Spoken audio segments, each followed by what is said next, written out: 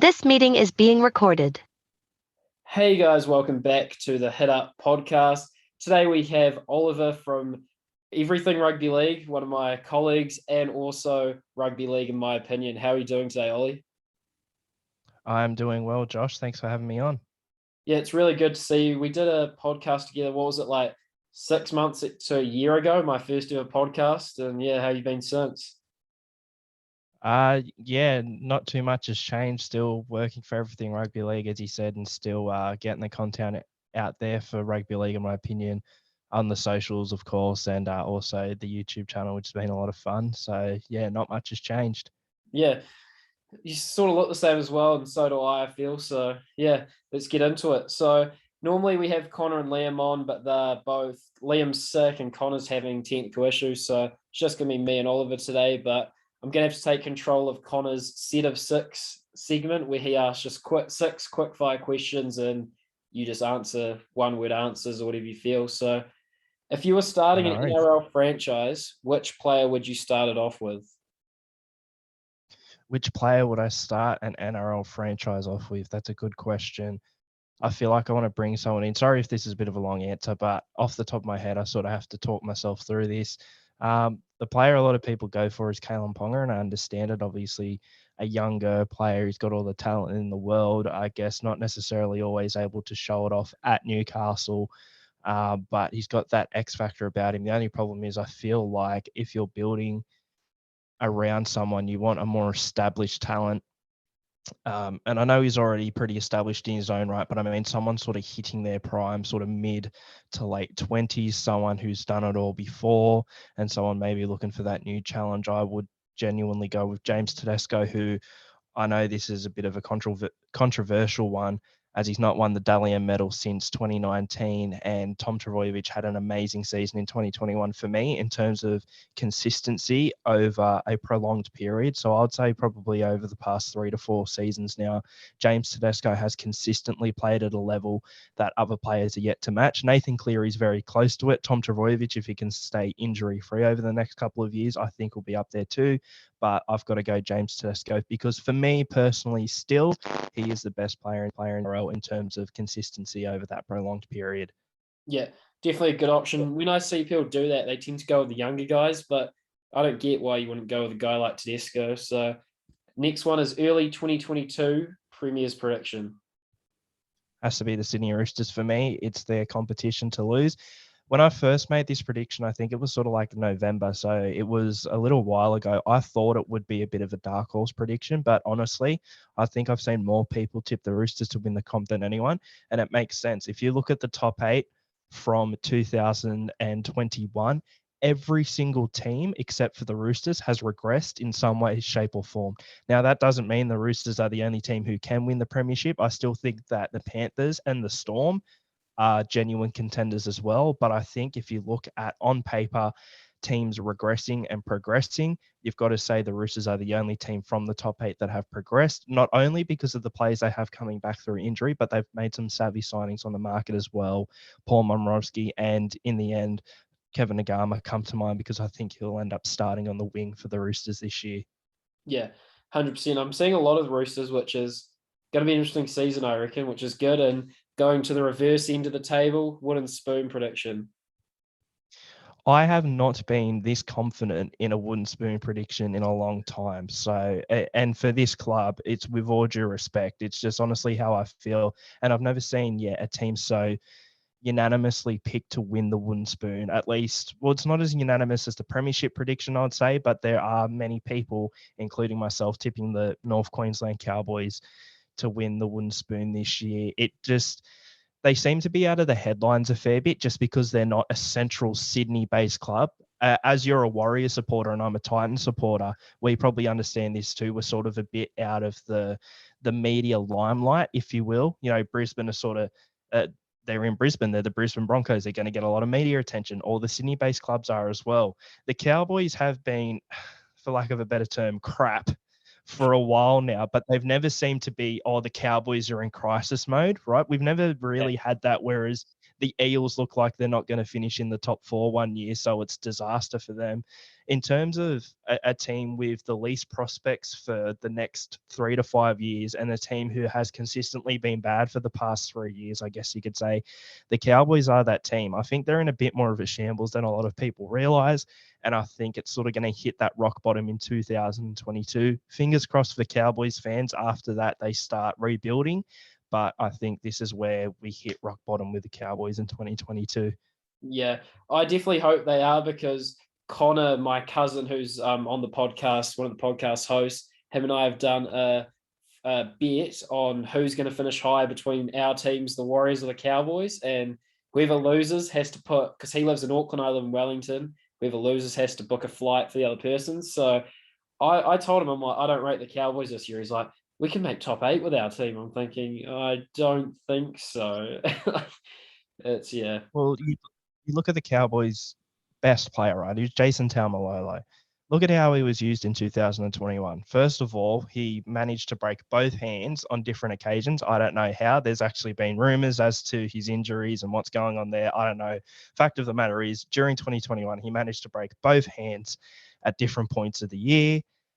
In training injuries, I believe they both were. And look at how Todd Payton was using him. With all due respect to Todd Payton as a coach, he was playing their best player off the bench some games, but for 30 minutes a game. You're not really going to get that impact you want out of Jason Taumalolo if you're playing him for 30 minutes a game. Then you look at their other players. Valentine Holmes has now officially moved to the centers, which I don't mind because I really don't think he's a fullback. But then he is given the opportunity to roam. As he said, he's been given the license to roam. So he's essentially going to be playing a center that's going to be getting in Hamasai Tabuai-Fidow, who I take it will be playing fullback, maybe Scott Drinkwater, whoever's playing there. He's just going to be getting in their way, it seems, during games. And other than that, Hamasai is a good player. Look, if I'm the Cowboys, I'm trying to get Luciano Leilua this season if I can, which I do think is in the realm of possibility. There have already been rumors that the Cowboys are trying to do that, and I understand, because other than Taumalolo, the forward pack is thin. I did a quiz with Griffin Neame, who is one of the young Cowboys forwards coming through. I would like to see him get a bit more of an opportunity. He made his debut last year in 2022, a junior Kiwi as well at that. So, yeah, a bit of a long answer there. I feel like I'm giving these long answers, but I'm really confident, I guess you could say, unfortunately, that the Cowboys will win the spoon this year. Yeah. This one's a quick one. You can literally just do a one-word answer. New South Wales or Queensland? New South Wales, 100%. Yeah. I already knew that, but just for the listeners, you know. And then the last two we like to do sort of a bit outside of rugby league. So first one's favourite music artist currently. Favorite music artist currently? I'm not too sure on that one. Unfortunately, I'm not going to be able to give you a straight answer, because if you were to look at my playlist in terms of the music I listen to, it's literally all different genres from all different eras. It is absolutely nuts. So I guess at the moment, I'm not really listening to current music at the moment in terms of music that's like really popular right now. But I think didn't a Wiggle song just win the Triple J? Yeah. Well, we have that over here. I'm not Yeah. sure. Do you guys have Triple J over in New Zealand? Apparently, a Wiggle song came first on that. Yeah. And I used to love the Wiggles growing up as I was a kid, as I'm sure most of us did. So I'll just say the Wiggles. Why not? They're a current artist again. And this one we always ask. We tend to have the same answer pretty often. Well, the same couple. Favorite fast food? Overall, it has to be KFC. If I really thought about it, I could probably think of different food items from elsewhere, but KFC has probably been the James Tedesco for me, at least, consistently good for a prolonged period. So I'll go with KFC. Yeah, we seem to have either McDonald's or KFC. Those are the two options. There's some pizza in there, but that's pretty much it. But so we'll pretty much go into sort of your journey, because I know a lot about your journey, but obviously our listeners might not, and just sort of go behind the scenes on what it's like to run an Instagram page and stuff like that. So first thing I have for you is, did you actually play any rugby league as a kid? Yeah, I played until I was 12. So I didn't actually play any reps or anything. I didn't really have many prospects, I guess you could say, in rugby league. But I did play in, I guess, what is sort of renowned across the country to be the top club competition in terms of juniors. I played in the Penrith competition. At first, I played for Brothers, who are one of the better teams in the comp. And then I went and played for my local team, who my dad played for. And my family's got a great history with, my brother actually coached me for one of the years I was at this club. I played for Cambridge Park as well. So I played for two different clubs. For Brothers, I played between under 8s and under 10s. And then I went to Cambridge Park between under 11s and under 12s. When I was at Brothers, I actually played as a hooker. I actually was really good as a hooker, but I didn't like it. Like, I was starting out at dummy half and doing different things at hooker, and I was scoring lots of tries. But watching TV growing up, watching rugby league, and this is a lesson to the kids out there, play in the position you're good at, not in the position you want to play at. You can strive for that position, but always play in the position you're good at. Because I was really good at hooker, and maybe if I'd stayed there, who knows, I could have bulked up a bit, maybe been the next Cameron Smith, who knows. But when I went to Cambridge Park, I was asked what position I wanted to play. I say I wanted to play on the wing. When I went to the wing, I didn't have a very good time at all. Well, first of all, I couldn't tackle anyway, which is probably a good reason for being on the wing, but also I wasn't getting the ball much. And when I had the ball, I wasn't doing much with it. So Yeah, I was probably better off playing hooker, but I chose to go to the wing and end up not enjoying rugby league that much in terms of playing it. So I stopped, but I'm pretty happy with how it's turned out. yeah. Sort of similar to me. I think I played one or 2 years. It's not really big in New Zealand, and sort of you enjoy watching it more than you play, I think, especially with the big hits we see. We've talked to a lot of people about their passion for rugby league, and a lot of them have like a family member or something that got them into it. Is that the same with you, or what? Where does your passion for rugby league come from?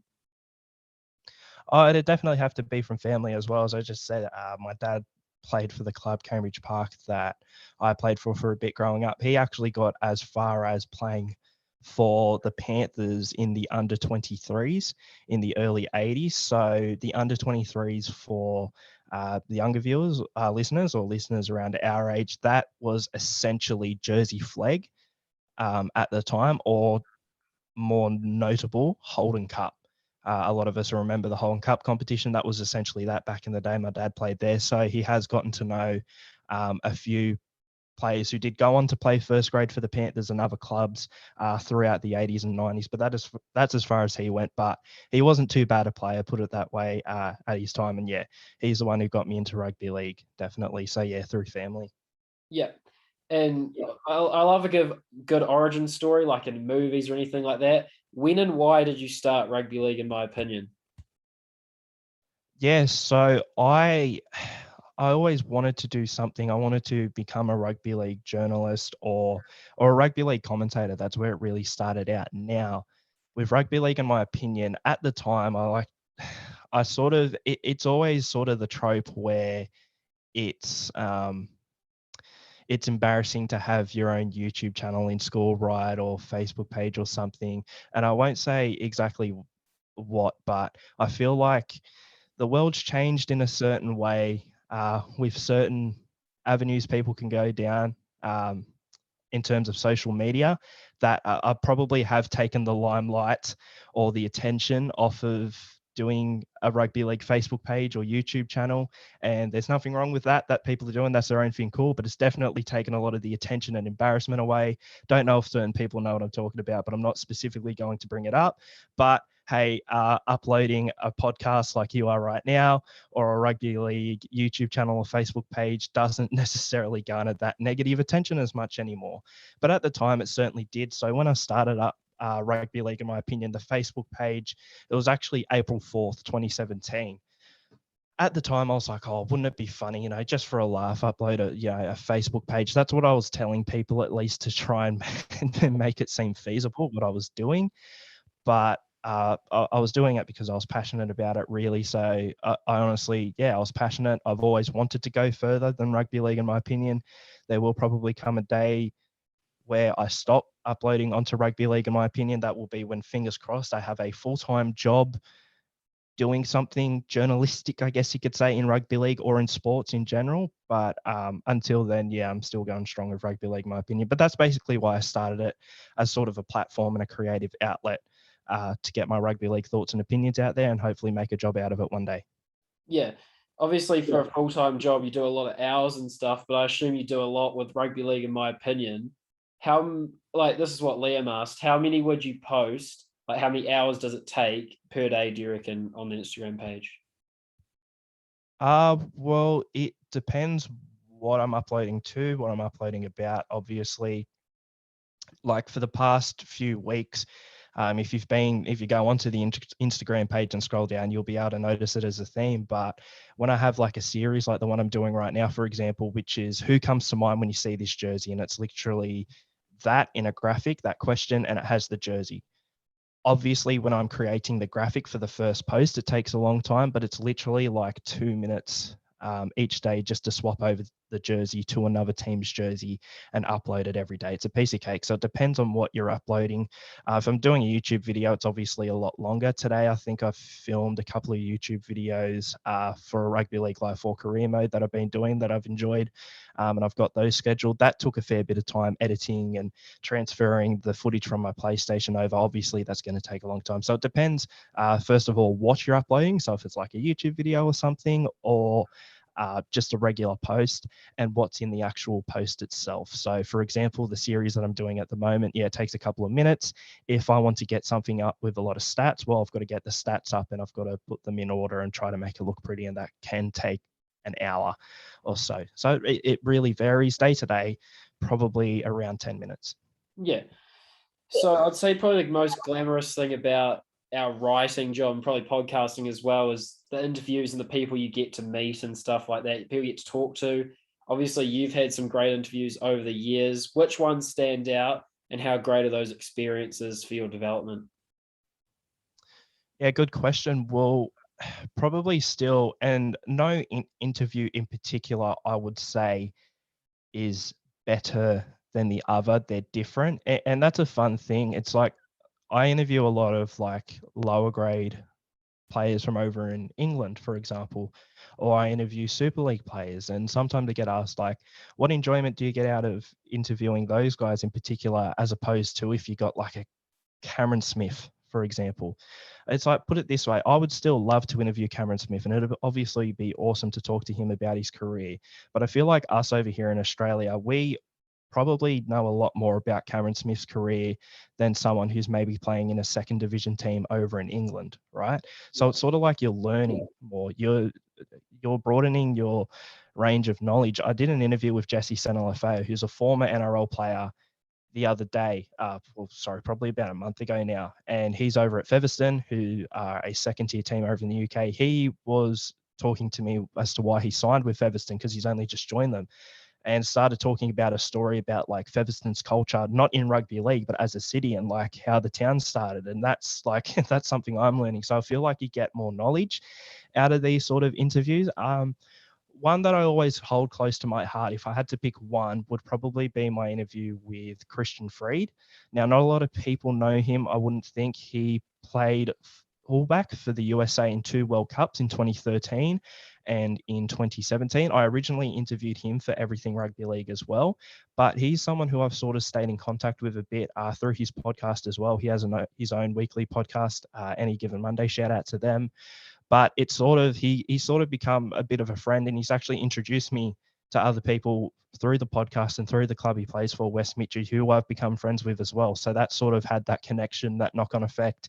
And I can trust whenever I start a new series or anything like that on the YouTube channel or podcast, I can always trust him to come on as a guest, provide entertaining answers, tell entertaining stories, and to actually genuinely want to be there and have fun, which I think most people I interview do. But obviously, because he's a recurring person and I've sort of gotten that little bit of relationship with him now, he can be a go-to, and he's just an amazing guy. And I'm really glad I got to interview him as well, because his story is interesting, playing over in the US, playing Queensland Cup over here in Australia as well. So I would say if I had to pick one, again, this is a long-winded answer. If I had to pick one, I'd probably pick Christian Freed, definitely. Yeah, we don't mind the long-winded answers. It's good, but I would agree with that, because us 3 boys, we probably started this like 6 months ago, and I'd be like to the boys, "Oh, we've got this guy coming," and they'd be like, "Who's that? Who's that?" And then we'd do the podcast, and they think it's amazing, and they're like, "That was like an amazing chat." And then you get guys that they've heard of, really expecting it to be amazing, like even views wise as well. and it's like not as, you know what I mean? Like it's sort of like views wise, it changes. And just like, I feel like you're right with certain guys we've had, you answer the mainstream questions that everyone already has asked them before, where it's a lot, I enjoy a lot more when it's the sort of guys no one really knows about and you can ask questions that they've never been asked before and they can give good answers. Yeah, well, what I usually do with my interviews, people obviously usually take notes. Okay, I'm going to ask this question, that question. I was doing that at first, but I ended up realizing that you get halfway through the interview, at least for me, and you end up talking about something different, or you don't ask all the questions. So what I do, I don't write anything. I don't have notes or anything for an interview or anything. I literally will just, before I message the player, I'll find a player who I think, oh, that's a bit interesting. I'll hear something about them or whatever. And I will actually go online, even if I just do a quick look at their Wikipedia page, right? Or something like that, just to say, okay, this player played to this club, that club between this period, or I'll go onto the Rugby League project, which is a bit more in depth and a bit more verified. So I'll usually go Rugby League project just to see who they played for, how many games. Oh, okay, they played during this period. Oh, this period. Oh, that's right. That club won a premiership during this period. Did he play in that? Oh, he did. Cool. We could talk about that. It's just stuff off the top of my head. That I sort of go off of, and it's a quick search, and then I message them and I will ask if they can do the interview, and I'll sort of give a little bit about something I specifically want to talk about, but and then we'll go do the interview. But lately as well, I've been doing a lot of quizzes, as I said, for Rugby League, in my opinion, on the YouTube channel, and I actually find that's probably a lot better. Well, it's different because doing an interview on a quiz is different, but I feel like the players get more out of it, or the people you're actually interviewing get more out of a quiz because it's interactive. And it's funny, if you look at the quizzes, even with players, sometimes players think, okay, I'll do this quiz, whatever, see how I go. They're not obviously overly interested or into it at the start, right? Which you can understand. They're doing me a favor. But when you get one or two questions in, you see the change in demeanor, and that's what I really like. And they sort of, rugby league players, right? They're competitive. So that competitive nature actually comes out, and they really want to get these questions right, even for this insignificant thing. You know, I find that cool. So yeah, if anyone out there wants to check them out, they're on the Rugby League, in my opinion, YouTube channel. But just before we move on, I also wanted to bring up, we were talking before about Chasing Kangaroos, Michael Carboni. I actually did some vlogs for Chasing Kangaroos alongside Phil Brown, who is the other head guy alongside Michael Carboni there. And I got to go to watch, it was Uruguay versus Brazil in February last year. Got to go to El Salvador versus Peru, interviewing players, being in the sheds before and after the game, getting full access to those guys. And also Turkey versus the Australian Defence Force, which was awesome because that was the game preceding the 2021 Anzac Day game between the Roosters and the Dragons. So I got to go in the sheds at the Sydney Cricket Ground with the Turkish team. Shout out to them. They allowed us full access to them. Got to go out on the field with them as they were training. Got to be on the field on Anzac Day at the Sydney Cricket Ground. And then I got to watch the Roosters versus Dragons in the stands afterwards. Got a free ticket to that. So it's also the opportunities that come from all this and the people you meet and the opportunities that they can give you. And hopefully in turn you can give them. Yeah, I watch quite a few of those ones. I enjoy them so much on the YouTube channel. Those guys like Carbs and Brown, like they just seem like such good guys, and they seem like they have a massive passion for international rugby league. That's what I love about them, you know. It's yeah. Oh yeah, definitely. And were you for all of them, or just those ones you mentioned? Just the ones I mentioned. I was supposed to go to the one that they recently did, which was Macedonia, who are co-coached by Paul Gallen and Shane Flanagan, and they versed, I think it was Vietnam. I know they're versing Malta soon, which I'm hoping to get to. I was supposed to go and do that. Unfortunately, I had other commitments come up, but Alexander Volkanovski, obviously a UFC world champion, was at the game supporting Macedonia, and they got to interview him. So I missed the opportunity to possibly interview Alex Volkanovski, but that's all good. You know, these things happen, but I was meant to be there. I wasn't there. There have been a couple of others that I couldn't get to either, but those three I was at. So if you just scroll through, or if you go, I think they'll have the playlist with the different vlogs. I'm in the first few of them. Yeah. Us three for the podcast are massive advocates of international rugby league, especially in New Zealand, just because us three, we're all right rugby union fans, but we're not diehards like the whole country. So it's like we're trying to convince people to start watching league games. So it is great to watch those, especially those little countries that don't really seem like they have much of a following, but they get some like quite big crowds for those games. So it's great to see. Obviously, everything rugby league was a big break for both of us. How did that come about for you? So I originally, so this is late 2019. I was messaged by someone from Serious About Rugby League, a different website, and I worked with them for about a month. I'd say that unfortunately they had a sponsor drop out. It wasn't because of anything anyone in particular did. They just had a sponsor stop sponsoring them, so they couldn't afford to keep me on, and that was fine. But from that, like before that, I was going to uni in 2019, right? And I thought, okay, I'm going to go to uni for 3 years, then I'm going to start looking for a job. But when Serious About Rugby League contacted me and I worked with them for a little bit, I then developed that passion. Oh, I can start working and get paid to be a journalist in rugby league now.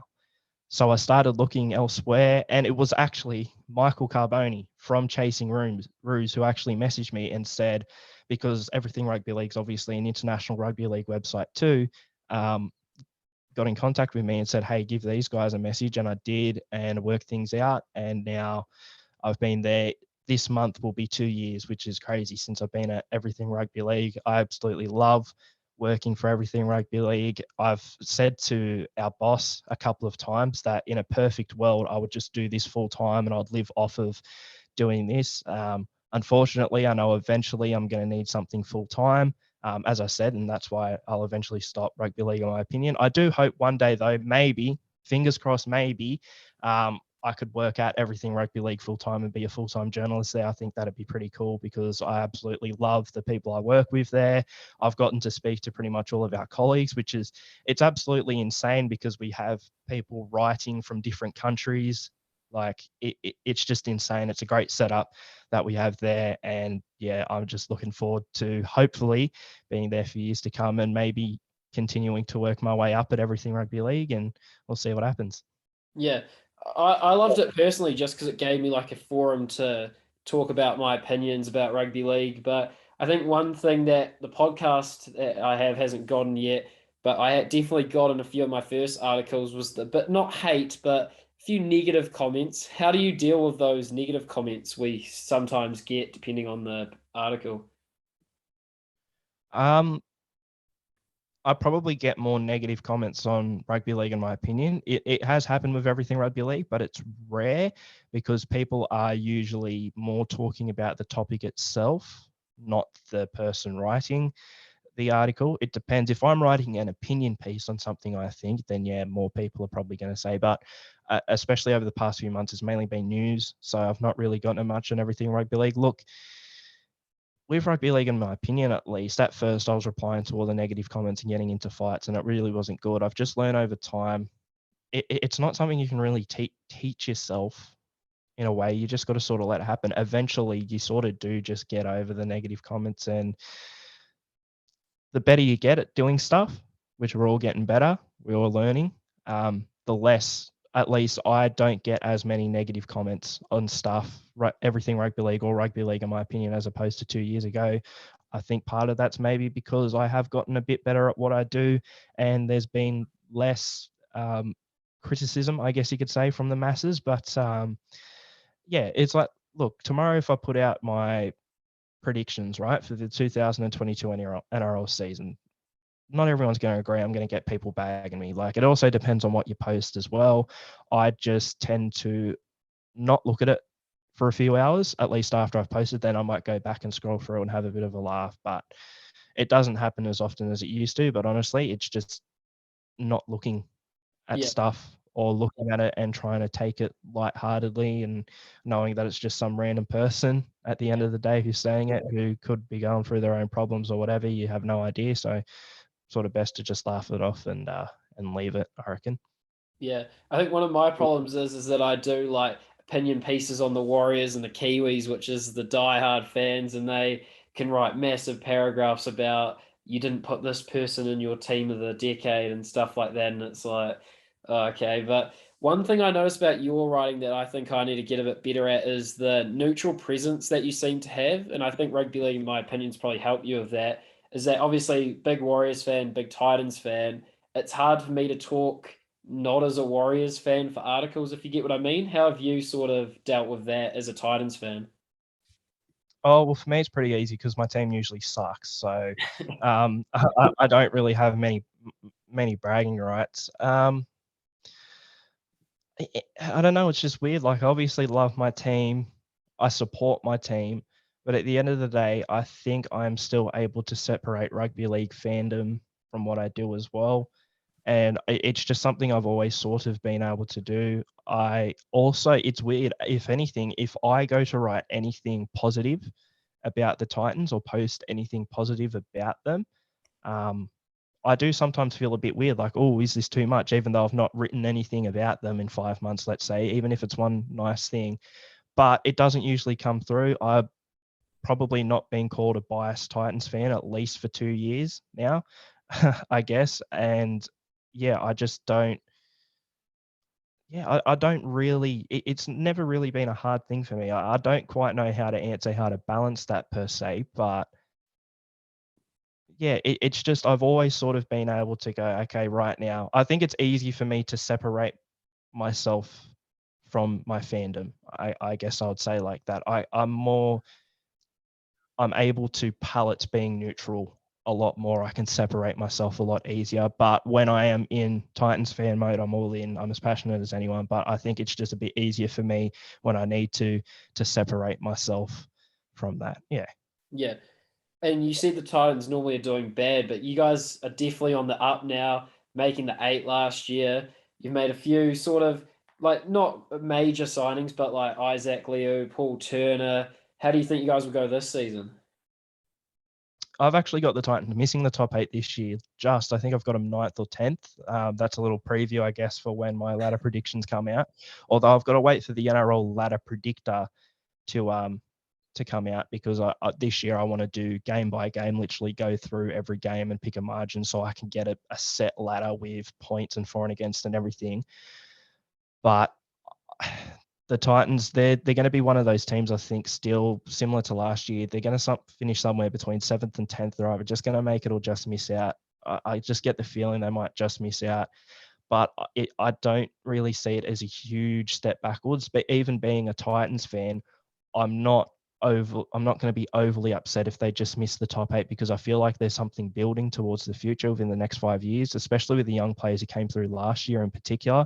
There's something building. It's just a case of in this particular year, I think there are other clubs who were below the Titans who have recruited a bit better than them and are looking better for 2022, who might pip them to a spot in the top 8. But I'm not crying crisis mode or anything. I still trust in Justin Holbrook. I think we just sort of got to give it a couple of years. And during this period, we're going to probably for the next couple of years either just make the 8 or just miss out. But as long as that progression's happening, then I'm okay with it. Yeah, I was talking to my dad, I think, a couple of days ago, and he was like, I think us Warriors can make the 8 this year. And I explained to him, like, pretty much every team in the bottom 8 has gotten better. Like, maybe a couple teams haven't, but pretty much every team has made some good signings from the bottom 8, which means obviously some of the top 8 might drop out. But I was trying to explain to him that it's not just that simple, that if your team's recruited well, you're going to get better. If your team's recruited bad, you're going to get worse. You know what I mean? Yeah, well, it's a case of like you look, the Broncos have recruited well. The Sharks have recruited well. Those are 2 teams off the bat. Canberra have got themselves a halfback in Jamal Fogarty, and they've still got pretty much half the side they had in the 2019 grand final. Like, it's not like they can't be good or anything. They can. So they're a bit of a wild card there as well. And there are other teams who are sort of quietly down there who could realistically surprise people and maybe push for the top 8 or be down there. Like the Dragons and Tigers have made some signings as well. So they're sort of my wildcard teams a little bit. I'm not tipping them to make the top 8 or anything, but I'm sort of, it's like the Tigers and Dragons. I would be as surprised if they finished last as I would be if they finished ninth. You know what I mean? Like, or expect it sort of the same. It's really hard to sort of pick those two teams in particular. So they could be up there. There's a whole bunch of variables. The only thing that I think is really a safe bet, and I'm sorry to sort of kick a dog while it's down after I brought them up before. I think the only thing that's sort of a safe bet is that the Cowboys will finish last. Honestly, like I think they're sort of in their own level, and then there's a few teams above that might be fighting it out. But yeah, that's how I sort of see it. Yeah. Well, Connor was actually going to ask this question to you. He, the reason he got into the Cowboys was he was a massive JT fan, and then all the times they got robbed back in the day. He wanted to ask you, who is your favorite Titans player of all time, and what is your favorite moment as a Titans fan?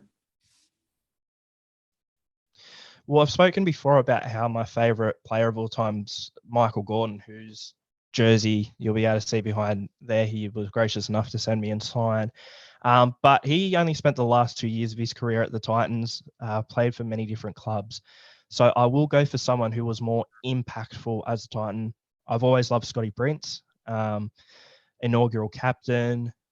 He was the captain when we went the furthest we ever have in an NRL season, the prelim final of 2010. We finished top 4 that year during the club's most successful period. And he also played State of Origin, I believe, for Queensland. He was the Queensland halfback for a game in 2008 whilst he was playing for the Titans. And I think maybe he was the Titans' first ever representative player. I'm not too sure on that. Maybe I think he might have played a game for Australia in the World Cup or something as well while he was at the Titans. He might have been the first Titan to play for Australia. But yeah, I think for me, it's definitely got to be Scott Prince. If you ask most Titans fans, it's going to be one of 3 players: Scott Prince, Preston Campbell, or Matt Rogers. They were the big 3 back in the day for the Titans, and the stuff they were able to do at the club and how quickly they were able to progress from 07 to 2010. Obviously, there was a drop-off after that. A lot of it comes down to them. Yeah. Yeah, so obviously our 2 teams are the only current NRL clubs to not have a premiership. Who do you think gets it first? I think the Titans, personally. I'm going to say that. Do you think the Titans will get one before the Warriors, or? Well, it'll probably be the Dolphins, let's be honest. They'll win one before either of us. But, oh, look, it's hard to say because I've always been of the opinion that if you're trying to predict anything other than a year in the future in the NRL, you're basically guessing, because how many times do we see players leave clubs mid-contract, clubs who are up there drop down? Canberra, for example. It's just there's so many things that happen. But so I'm going to say this: if we go off of the current climate of the NRL, one would probably have to predict that the Titans are closer to a premiership than the Warriors. Hey, that could mean in 2 years the Warriors have the 5 next best players in NRL history come into the team. They sign 3 all-star players. The Titans, I don't know, Fafita walks, Tino walks halfway through the contract, and the Warriors win the comp. Like that, that's a possibility too. But as I said, if we're looking at the current projection of the NRL, how things currently are, the current state of play, then you'd have to say the Titans are closer to a premiership than the Warriors. Yes. Yeah, I would agree. I saw some TikTok today. I know you're a bit of a football fan as well. Like, imagine seeing photos of this in 2016. It was like Messi and Ramos at PSG. Like, you could do the same thing with NRL, like, can just change so quickly. Like, players go to different teams. And yeah, I definitely agree. So, us 3, me, Connor, and Liam, the podcast guys, we play PlayStation, PS4 together pretty much every night. We've become pretty excited to hear about this new rugby league game that's being rumored around. What have you heard about it so far? I don't think it's a rumor anymore. I think it's Yeah. it's weird. It's yet to be confirmed, but it pretty much is. So Sean Blaw, West Tigers player, I think he ended up deleting it and probably got a bit of a slap on the wrist. But he actually took photos of the Tigers getting scans for the new game and uploaded them to his Instagram story and put captions of certain players being rated 69 overall on that. So it's like, what else is it going to be for? We're getting a new game. The NRLC, for ages, I had people messaging stuff to me and saying certain things like, literally for the past 2 years, I've had people messaging me these emails that they've gotten from the NRL and that they've emailed the NRL and the NRL sent them an email back saying the new game's being created, developed under new developers. I'm not too sure about that because I'm not sure if you've ever heard of this guy. He's like a close friend of mine. It's crazy because I used to watch his videos growing up. Mr. Luke Sports, who's one of the top rugby league gaming YouTubers. I spoke to him about this. I was like, do you know anything about this? He's like, no, not really. And I think he actually emailed the NRL and he didn't get anything back. Like, so I'm not sure the validity of those, but it does actually look like we are getting a new game. And recently, Big Ant, I believe it was, who were the developers, their founder came out and said that they are not developing the next rugby league game. And neither is Wicked Witch, who I think is a subsidiary of them or something, but they've also like developed rugby league games in the past. It's someone completely different. A lot of people are saying it could be EA or 2K. I think that's very unlikely because you put it this way. I know people say, but EA used to make rugby league games back in the 90s. Yeah, they did make rugby league games back in the 90s and they stopped. Put it this way, EA Sports, for example, they do FIFA, they do UFC, they do Madden. Those are games that make millions and millions, I'd argue maybe billions of dollars, right? They are for sports that are renowned worldwide. If you're creating a rugby league game, it's probably going to be popular in the east of Australia, the north of England, maybe the south of France as well, and in Auckland and New Zealand and parts of New Zealand. Obviously, those aren't the only places, but those are the main places where you're going to be selling your games, not worldwide. You're going to make a lot less money unless there's an EA department in Australia and EA says, okay, EA Australia, you guys develop this game, you guys are in control, we'll deal with the big games, let's be honest. And there's a chance there. And you know what, if EA did give that power to their Australian subsidiary, if you will, to develop a game, they're not going to have as big a budget as a FIFA or something. They're going to be given a shorter budget, probably still a bigger budget than rugby league games have been working with. So it'll definitely be a better game. But I just think we sort of need to have more realistic expectations with who's actually going to develop this game. I think we're going to have a new developer. They could be Australian based. Who knows? All I'm hoping for is a good game. It doesn't have to be EA 2K or bust. Which I've seen people say they want EA to develop the game or they're not going to buy it. Well, that's a bit silly in my opinion, but we're getting a new game, hopefully out by the end of 2022, I think. And I just hope it's good at the end of the day. Yeah, I agree. I think if there's content for people to be able to use and like people be able to post stuff, it just brings so much buzz to the game where I feel like past through few rugby league lives, it's like first month it's a bit fun, but there's always too many glitches and then the rosters update like the next season. Normally they don't update their rosters. So just hopefully it's a clean game, you know. Finally, last question, Oliver. Are there any key goals for your career? So, like, is there any milestones you want to have for your career in rugby league, or are you sort of just playing it by ear? I guess the main one that I'm sort of aiming for within the next, I'd say probably within the next year and a half, I want to be settled in it. At least in journalism, I want to have a full-time job. That's the aim. I just want something full-time because I'm not too far away within the next couple of years from moving out of home, needing, to be making a consistent income. So a lot of that comes into it as well. But I also want to be doing what I enjoy. I also want to do something like I really enjoy, and that's journalism. So I'm sort of hell bent, at least for the next couple of months or so, just looking for opportunities and working my ass off with everything rugby league. The focus is at the moment everything rugby league and just writing as many articles as I can per month and trying, eventually to get a full-time job in rugby league journalism. And I guess at the moment, that's the key goal. That's the focus. Get a full-time job in rugby league journalism, but not even necessarily rugby league. As you said, we watch football. I like other sports too, just something in sports journalism that I can enjoy. And I want to be able to do that full-time and be able to live off of it. So I guess that's the main goal now. That's sort of where I'm at. Yeah, sweet. Thanks for coming on, mate. Like, really appreciate it. I've said this so many times on the podcast before. It's really hard to find guests that are interesting for the viewers and also interested to come on to our podcast. So thank you so much for coming on. Yeah, no worries. Thanks for having me. Wish you all the best for the future, and we'll definitely be talking again sometime this season about some article or something like that. But yeah, thanks so much, mate. Really appreciate it. All good. My pleasure.